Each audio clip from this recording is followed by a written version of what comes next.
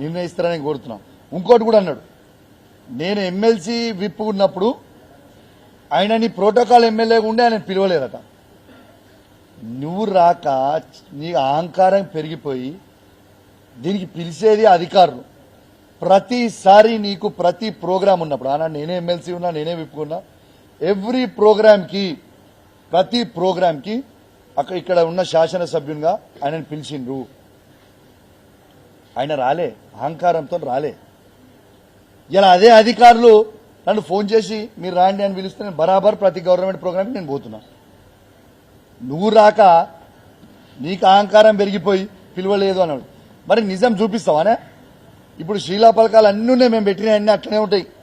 నువ్వు ఎమ్మెల్యేగా ఉండి బీజేపీ పార్టీలో గెలిచిన ఎమ్మెల్యేగా ఉండి నీ పేరు పెట్టలేదంటే నేను ముక్కు భూమికి రాకుతాను, ఎమ్మెల్యే పదవికి రాజీనామా చేస్తా. లేకుంటే నువ్వు నీ ఎంపీ పదవికి రాజీనామా చేస్తావా చెప్పు?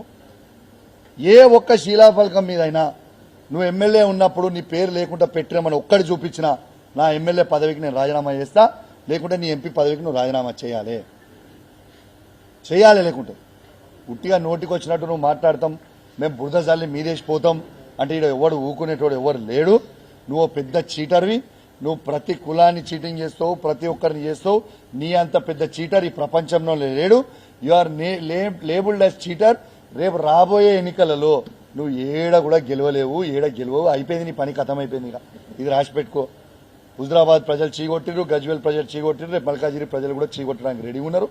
ఇవాళ నువ్వు హుజరాబాద్ గడ్డ మీద హుజరాబాద్ ప్రజలు కూడా నీకు రాజకీయ భిక్ష పెడితే నువ్వు షామీర్పేట్ గడ్డ అన్నావు, ఇక్కడ ఉన్న గడ్డ మీద ఉన్న అడ్డా అన్నావు. ఇవాళ ప్రజలు మొత్తం కూడా మా హుజరాబాద్ నియోజకవర్గంలో ఉన్న 2,50,000 మంది ఓటర్లు, ప్రతి ఒక్కరు కూడా ఈ మాటని మీరు గమనించాలి. నేను ఖచ్చితంగా మీకు సోషల్ మీడియాలో మాట్లాడింది మళ్ళీ మీకు కూడా ప్లే చేసి ప్రతి ఒక్కరు కూడా పంపిస్తాను కూడా ఈ సందర్భంగా తెలియజేస్తూ సెలవు తీసుకుంటా ఉన్నాను. జై తెలంగాణ, జై కేసీఆర్.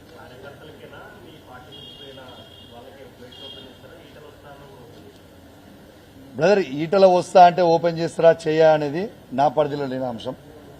అది మా నాయకుడు కేసీఆర్ గారు, కేటీఆర్ గారు, హరీష్ రావు గారు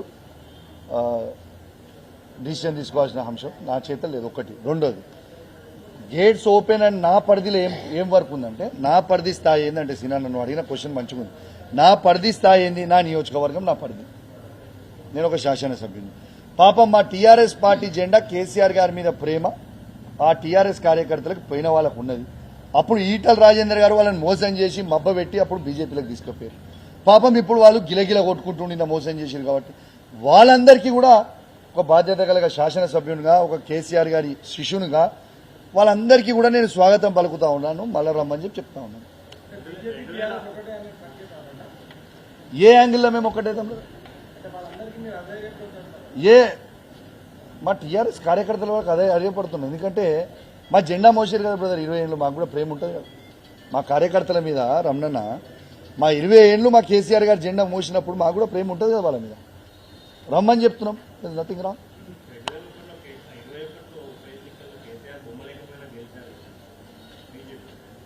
బ్రదర్, అది ఏదో ఆనాడు ఏదో జరిగిపోయింది ఫ్లూక్లా. కానీ మొన్న 2023లో అదే హుజరాబాద్లో మళ్ళీ ఆయన ఓడగొట్టింది కదా. ఇంత యాంటీ వేవ్లో కూడా ఏదో ఉట్టిగా 500,000తో గెలవలే కదా, 17,000తో ఓడగొట్టినాం. ఇంకేం కావాలి? దానికంటే పెద్ద ఆన్సర్ కాదా?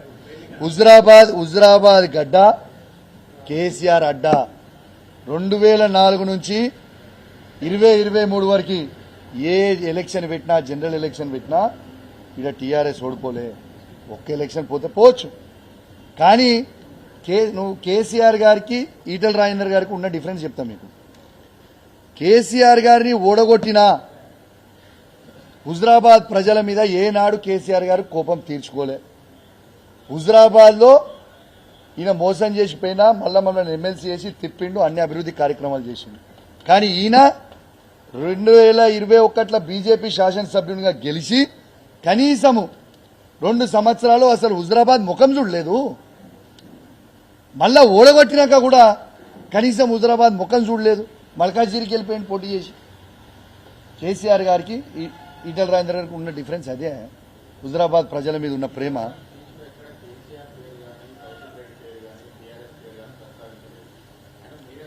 భాస్కర్ గారు మీరు సరిగ్గా చూడండి ప్రెస్ మీటు. ఆ మాట్లాడిన 30 minutes లో బరాబర్ మా కేసీఆర్ గారిని అన్నాడు, బీసీ భవనాలు ఆయన కట్టిండానే. బీసీ భవనాలు ఎవరు కట్టిరు? బీసీ భవనాలు బాజాప్తు కేసీఆర్ కట్టిండు. బాజాప్తు ఆయన కట్టినా, నేను కట్టినా, కేసీఆర్ కట్టలే అని చెప్తే ఏందన్నట్టు? మా కార్యకర్తలను ఎట్లా తిడతాడు? మా కార్యకర్తలను ఆయన ప్రెస్ మీట్ పెట్టుకొని మా బీఆర్ఎస్ పార్టీ కార్యకర్తలను ఆయన ఎట్లా తిడతాడు? అమ్ముడు పోయింది ఎవరు? అమ్ముడు పోయింది ఈటల రాజేందర్ గారు. ఇక్కడ ఉన్న బీఆర్ఎస్ పార్టీ కార్యకర్తలు కాదు. ఆనాడు ఈయన సంపాదించిన అక్రమ సొమ్ముని కాపాడుకోవడానికి బీజేపీ పార్టీకి 200 కోట్ల రూపాయలు ఈయనకు ఆఫర్ ఇస్తే ఈయన తీసుకొని పోయి బై ఎలక్షన్ అయినా జాయిన్ అయ్యిండు. వల్ల అమ్ముడు పోయింది ఈటల రాజేందర్, ఇక్కడ ఉన్న కార్యకర్తలు కాదు. ఇక్కడ ఉన్న కార్యకర్తలు వాళ్ళు గెలిచింది బీఆర్ఎస్ పార్టీలో కేసీఆర్ గారి బొమ్మ మీద బీఆర్ఎస్ పార్టీతోనే ఉన్నాడు.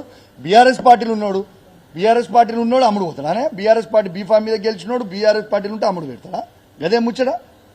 పార్టీ మారి అమ్ముడు పోయింది నువ్వు సంపాదించిన వేలాది కోట్ల రూపాయలని నీ అక్రమ సొమ్ముని కాపాడుకోవడానికి నువ్వు ఆ రోజు బీజేపీలో షెల్టర్ లెక్క నువ్వు పోయి కాపాడుకున్నావు.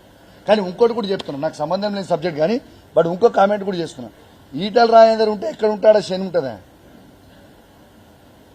కాంగ్రెస్ పార్టీ బీఆర్ఎస్ పార్టీలు ఈడుండి ఈడ మోసం చేసే ప్రయత్నం చేసింది.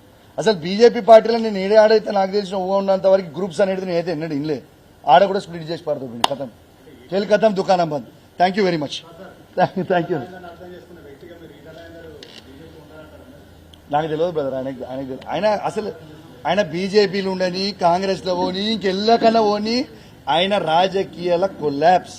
ఏనాడైతే కేసీఆర్ ని మోసం చేసినో ఆ రోజు collapse. Thank you very much.